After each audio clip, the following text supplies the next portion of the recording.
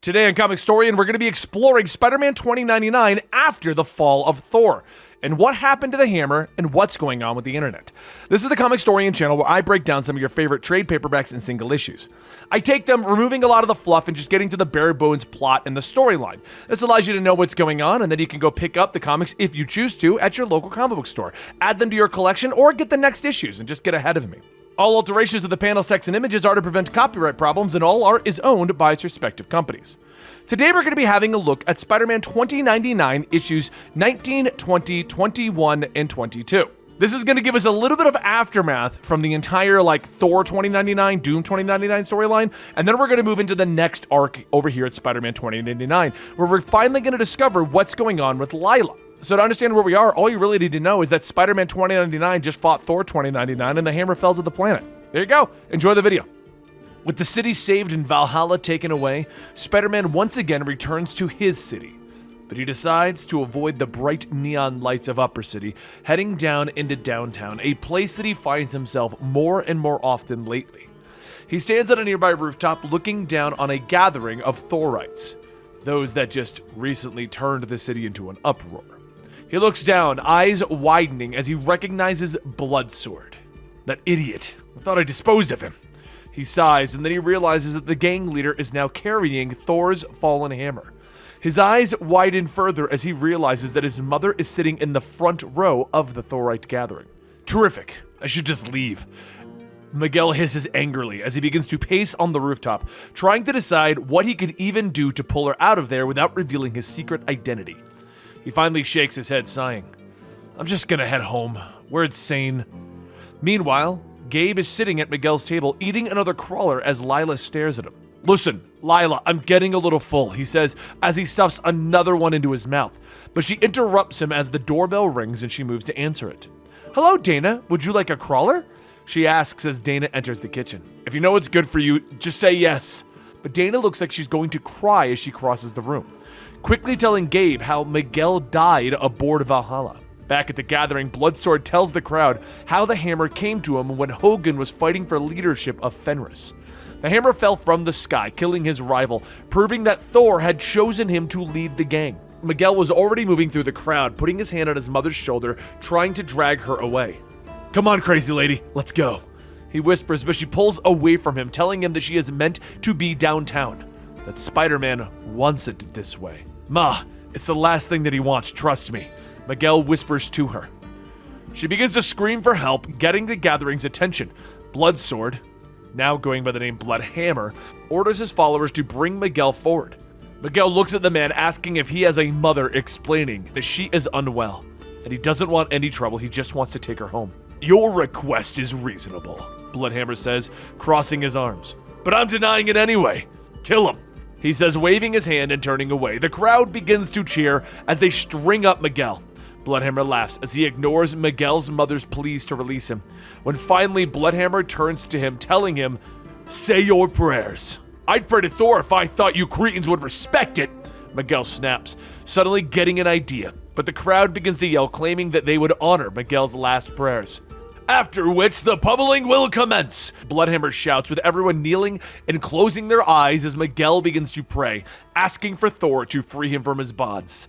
As he prays, he pops his talons, slicing through them, falling to the ground, acting surprised. The crowd begins to cheer.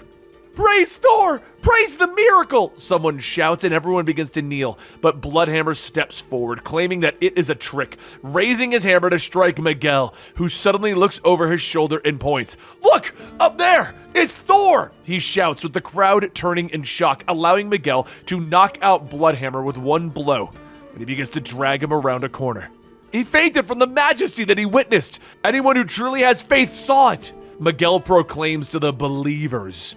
The crowd begins to argue amongst who over there saw it and who didn't. Miguel grabs his mother, dragging her away from the commotion, telling her to stop arguing as she leads him to her car. Where did you get a car?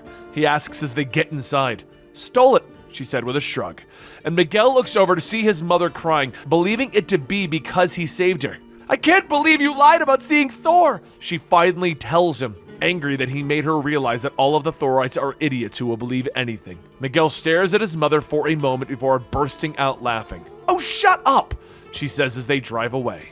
A short time later, Miguel and Conchetta return to Miguel's apartment where Gabe and Dana are shocked to see them. Dana rushes to Miguel, grabbing him in a hug, demanding to know how he survived Thor's attack. "I'm not sure, I passed out, and when I came to, the Punisher and Spider-Man were standing there, so they must have saved me. I'm sorry that I scared you," he tells Dana, but she kisses him on the cheek. "Scared me? You risked your life to defend me," she tells him with a smile, and Gabe narrows his eyes at his brother. "Lucky you have the power of Spider-Man," he says, and the two brothers look at each other for a moment, but Miguel questions, what does Gabe even mean by that? And Gabe just smiles. "That you're lucky that he was there, that's all," he says with a grin, and finally Gabe turns to their mother, offering to take her to his apartment. As they begin to leave, Gabe looks over his shoulder, telling Miguel that there is some stuff that he needs to know about Lila. "What stuff?" Miguel asks in surprise.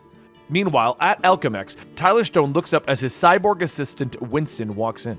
He demands to know what happened with Valhalla, but Winston suddenly goes dead in the eyes, and he reaches out, grabbing Stone by the throat, beginning to strangle him. Back at his apartment, Miguel begins to shout at Lila after everything that Gabe told him about what happened. "Gabriel and I were simply having some fun," Lila explains, but Miguel has had enough, ordering Lila to take herself offline while he runs a diagnostic scan on her. "You're overreacting," she tells him, but he threatens to have her wiped if she doesn't do what she says. "Whatever you say, Miguel," she whispers, finally disappearing, and he sighs, telling Dana that they should get back to Alchemex to see what Stone knows about Valhalla. But Dana tells him no. "I don't care about any of that," she says, hinting that Miguel should take her to bed. He smiles, and he carries her into the next room, both unaware that Lila is still watching. Meanwhile, Winston slams Stone into his desk.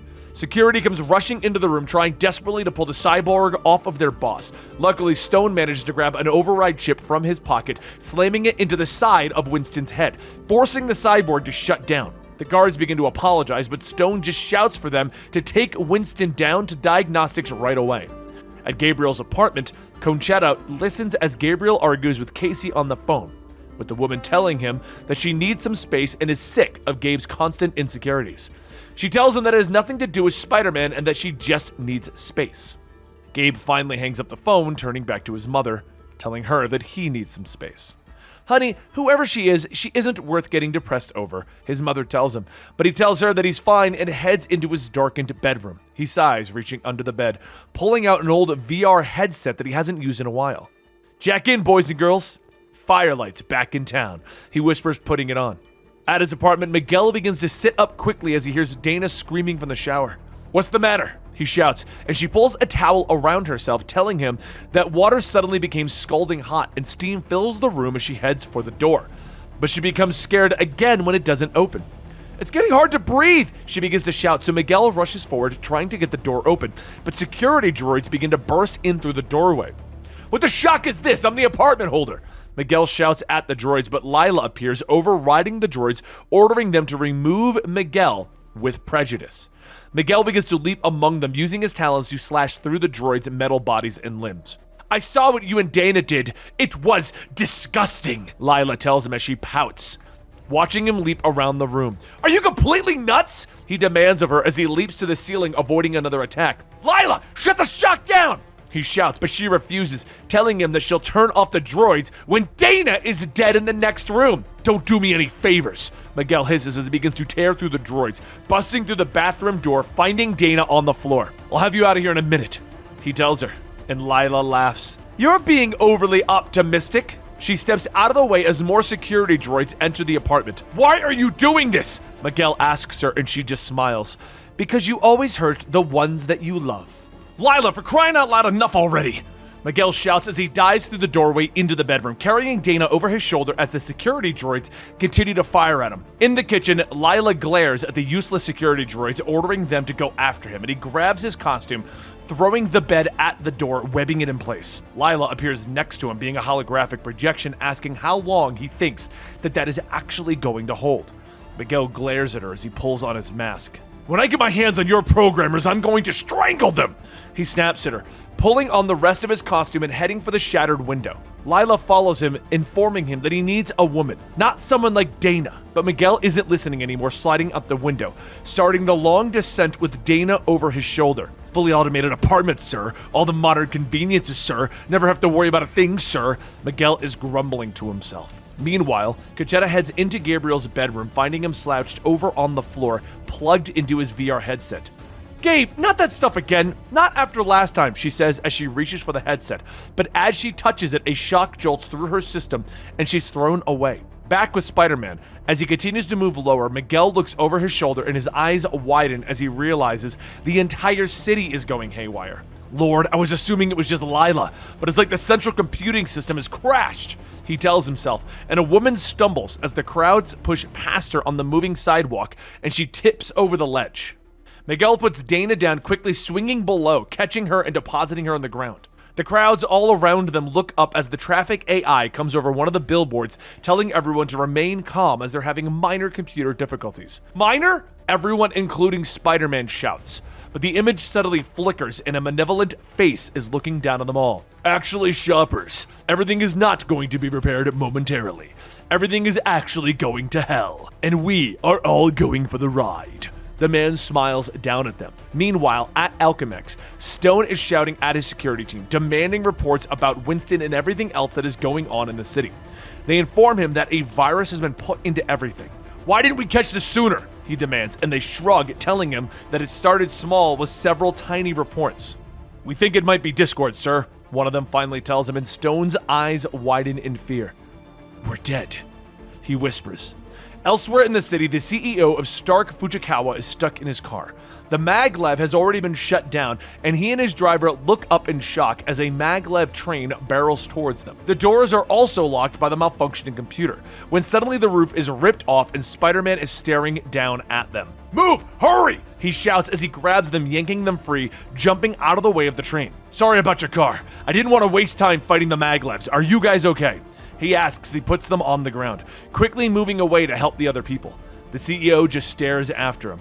Now this is curious. Stark Fujikawa is engaged in a blood feud with a man who just saved my life. "It seems I'm cursed to live in interesting times," he says to himself, when finally Miguel returns to where he left Dana, who's pounding on the door that he locked her in. He hands her some new clothes, telling her that there was a fire in the apartment and that's why they had to leave. She looks at him as she's changing, asking, "Are you okay?" And he shakes his head as she comes out into the chaos of the city. "Honey, today no one's okay," he tells her as her eyes widen in shock. She suggests that they get to Alchemex, but Miguel shakes his head again, telling her that they should go to Gabe's. "No one knows computers like he does," he says as they head off. They quickly arrive at Gabe's apartment and are greeted by Conchetta at the door, laughing at all of her hair standing up straight. "Gabriel, bedroom! Help him, Miguel!" she stammers as she leads them into the room. Miguel frowns and sighs as he sees his brother. Quickly making sure that he's still breathing, Dana suggests that they unplug him, but Miguel knows that that would be dangerous. He goes through Gabe's closet, finding the old set that he used to use when he would plug in with Gabe. Gabe was another person when he was plugged in, went by the name Firelight, he tells him. So he plugs into the setup, popping in the disc that he used to have, and he begins to use Miguel's own avatar that Gabe made him. "Be careful, Miguel," Dana whispers as he looks up at her, smiling as he reaches for the start button. "Little late for that, babe," he says with a smile. His body goes stiff as his mind enters the cyberspace, but it's a desolate place, like he used to remember. And he looks down at his body, remembering the weird avatar that Gabe made for him, complete with rollerblades to allow him to move through the net. He quickly moves along, finding the wrecked cybercar that Firelight used to drive. Well, took you long enough," a voice calls to him, and Miguel turns quickly to see the same man that appeared on the billboard. "Hello, I'm Discord," the thing says with an evil smile. "Feel free to enjoy cyberspace for the remaining 22 minutes that it and you and civilization have left to exist. I love melodrama, don't you?" Miguel crouches, preparing to fight Discord. "You inhuman slime bag," he hisses as he takes a swing at him, but Discord moves, his body shifting, avoiding the blow. He reaches out, his limbs stretching to wrap around Miguel's body. "Here's the deal, I need a sidekick, and you can be my sidekick for a while, or you could tell me to cram in and commit suicide," he says as he holds Miguel's body over a chasm that suddenly appeared. Miguel doesn't answer right away, so Discord finally tells him he's running out of time. "And I'm running out of patience." Miguel looks to his left to see the ghostly image of Gabe hanging there, his mouth now moving, telling Miguel to pull the plug, knowing that he needs to buy time. Miguel looks up and finally agrees to be Discord's sidekick. "Oh, good," Discord says with a smile, throwing Miguel through the air, allowing him to land on disk drives that he created in the air. The two of them then begin to move through cyberspace, with Discord acting as a sort of tour guide, explaining to Miguel that cyberspace is empty because he locked everyone out of the net. "Because I have the keys to the shocking city," he says with a smile, explaining to Miguel that there was an incident known as the Domino Crash several years ago. A plan by Discord that was stopped by Supreme bank tanks, including Firelight. Information begins to stream around them as Discord explains that everyone thought that his brain was fried after the attack, but he actually hid himself in the code waiting for this moment. "Why are you doing this?" Miguel asks him, and anger subtly flashes over Discord's face as he explains that he created the ultimate prediction program and that he knows the world will end in 2112. "I've seen the future and it sucks, but I figured I'd ease mankind into Armageddon by destroying the information superhighway, give them a taste of the end without making them choke the whole thing down," he says with the glee. Miguel turns to see the ghostly image of Gabe again, ordering him to pull the plug, and he realizes that Discord can't see Gabe. So he turns to see a massive electrical plug sitting in cyberspace, and he quickly skates towards it. "Hey Discord, bite me!" He snaps as his body begins to stretch and he heads through the plug. On the other side, he finds a massive drainage plug floating in the air. He skates towards it fast, but Discord is right behind him. "So your brother managed to hide a backup file right under my nose, in case I returned," he shouts, trying to stop Miguel. But the hero leaps up, skating along Discord's body. He leaps through the air, grabbing the drainage plug, pulling it free, and a stream of data flows out of it, filling the internet back up. "Firelight! This isn't over yet! Just wait until I pull myself back together!" Discord bellows as he begins to disappear back through the plug. But Gabe is suddenly there in his cyber car. "No, I won't wait. It's over." He pulls out a screwdriver and throws it into the outlet, frying Discord's avatar. He then pulls the car around, allowing Miguel to jump in, who quickly begins to yell at him for plugging back in when he knew that he was addicted to the internet. Gabe looks at him sideways. "At least I'm not addicted to running around in a black costume, climbing on walls and saving the world, like my brother, Spiderman," Gabe tells him. And that is where we're going to conclude today's episode, because this moves into the next arc, in which Gabe is now going to reveal that he knows the truth about his brother. So I hope you guys enjoyed this, and don't forget to subscribe to the channel as I'm trying to bring you a new episode of Spider-Man 2099 every Wednesday. My goal is to have all of the Spider-Man 2099 storyline done before that new movie comes out.